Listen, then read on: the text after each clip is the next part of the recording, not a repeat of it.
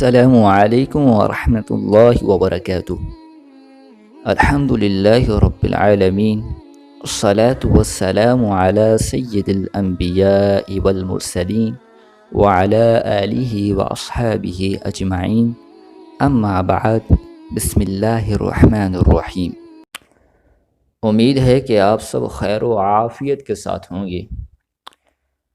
آج کا وظیفہ جو میں آپ کو بتانے جا رہا ہوں حصول ملازمت کے لیے بہت ہی خاص عمل ہے، بہت ہی آزمودہ اور بے حد مجرب عمل ہے۔ آپ اس عمل کو کریں، انشاءاللہ بفضل خدا آپ کو ملازمت مل جائے گی۔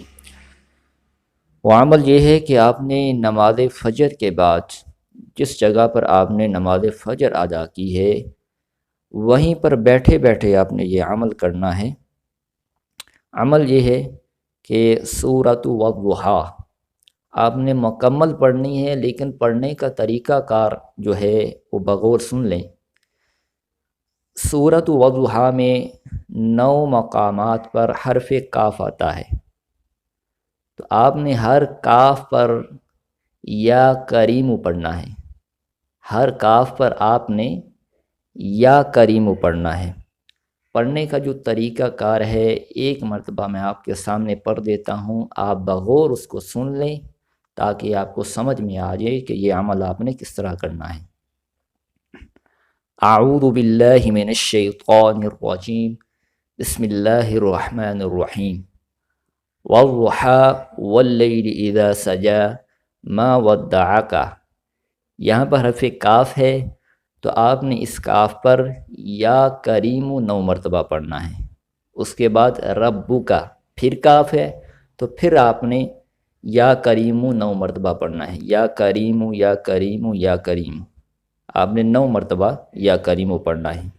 اسی طرح آپ نے باقی جو مقام ہے جہاں جہاں پر بھی حرف کاف آیا ہے آپ نے ہر کاف پر یا کریم پڑھنا ہے، اور یہ عمل آپ نے صرف 9 ایام تک کرنا ہے۔ 9 دن تک آپ نے یہ عمل کرنا ہے، انشاءاللہ آپ کو ملازمت مل جائے گی۔ اگر خدا نخواستہ آپ کو ملازمت نہیں ملتی، یہاں پر میں ایک بات کہوں گا کہ ہماری جو عوام ہے وہ چاہتی ہے ایک تو وظیفہ بہت ہی مختصر ہو، اور دوسرا وظیفہ کرتے ہی جو نا ہمارا مقصد پورا ہو جائے۔